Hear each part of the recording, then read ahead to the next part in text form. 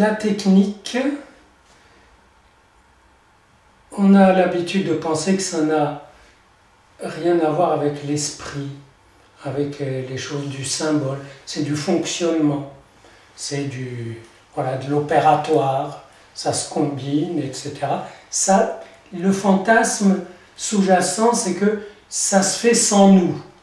D'ailleurs, quand la technique se met justement à déconner, c'est que on lui a confié de faire les choses sans nous, mais elle fait des petits coucous, allez venez, parce qu'il faut de l'entretien, il faut s'entretenir, vous voyez, il faut discuter, quoi, pour passer. Et les accidents techniques, les cassures de la technique, ça appelle l'homme. Et en même temps, voilà, là je voudrais parler d'une impression que j'ai eue dans un voyage que j'ai fait à Tel Aviv récemment, où j'ai entendu deux choses. Premièrement, une petite nouvelle comme ça, c'est que les Israéliens ont développé une technique qui permet d'intercepter les roquettes. Ça veut dire quand les autres lancent des roquettes, maintenant il y a un moyen de les faire exploser en l'air et même de les dévier. Du coup, et ça marche beaucoup mieux que prévu. Du coup, ils vont en mettre du côté de Tel Aviv, Jérusalem, etc., pas seulement tout près de Gaza. Et moi, ça me fait réfléchir, parce que ça veut dire que dans le camp d'en face, on utilise assez souvent le terrorisme. Le terrorisme, c'est une façon de faire de l'homme un instrument, un pur instrument, un dépôt d'explosifs qu'on envoie, il s'explose, puis on lui dit qu'il va droit au ciel. Donc c'est pour qu'il fonctionne parfaitement. Des fois, ça dysfonctionne et la personne prend conscience qu'il ne faut pas exploser comme ça au milieu de la foule, que ce n'est pas un bon plan. Mais en tout cas, ils étaient instrumentés. Je dirais, ils faisaient partie d'une machination, d'une technologie où le matériel, c'est l'humain. Le bouclier humain, matériel humain. Bouclier humain, c'est-à-dire on s'entoure d'une foule, comme ça les autres ne peuvent pas tirer.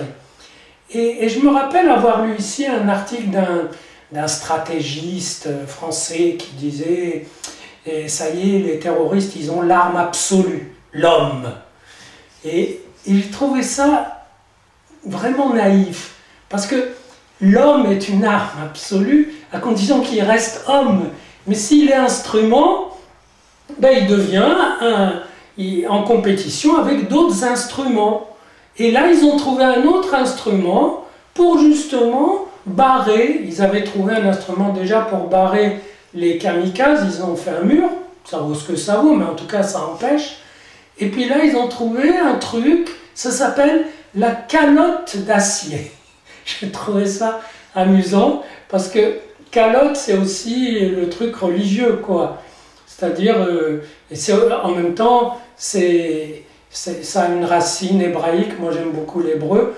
La racine, c'est expiation, c'est kippour, kippat, kaporet. C'est un recouvrement. Donc, il y a une couverture d'acier en plus invisible, un bouclier d'acier invisible, qui empêche ces attaques de type terroriste. Terroriste, ça veut dire que ça doit terroriser une foule. Voilà, c'est tout. C'est ça, terroriste. Et que c'est avec du chantage, de la perversion à la clé, etc. Et j'ai trouvé ça tout à fait intéressant, que par l'émulation, la réflexion, la recherche, finalement, on arrive à se mettre à la hauteur d'une technique qui prend l'homme comme pur instrument. Eh bien, on fait un pur instrument qui tient tête à cet homme. Et voilà, j'ai trouvé. Et en même temps, quand j'étais là-bas, j'ai reçu un mail d'un proche qui travaille comme ça un petit peu dans la recherche et qui me dit qu'ils sont en train de travailler à un vaccin contre l'Alzheimer. Et j'ai trouvé que ça serait vraiment pas mal parce que, bon, pas mal, c'est un euphémisme. Il y a bientôt 10% des populations des pays très développés qui sont menacés par cette maladie, dont j'ai dit dans un clip précédent que, en fait, je crois qu'il y a une dimension culturelle C'est-à-dire que les vieux, de plus en plus, on les délaisse, on ne leur parle pas, ils n'ont pas le retour de ce qu'ils disent, donc ils sont instrumentés. Aussi, c'est des objets dont il faut prendre soin. Alors forcément, ils débranchent la mémoire, ils n'en ont pas besoin.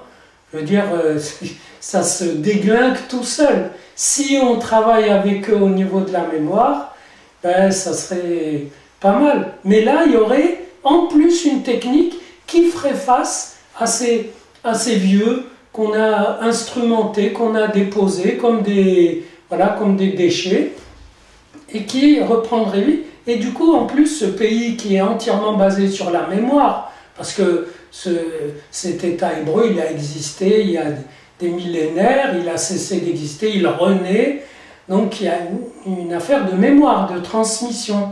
Et j'ai trouvé amusant que dans le pays où la mémoire est absolument cruciale, on trouve, pour aider la mémoire, quelques remèdes.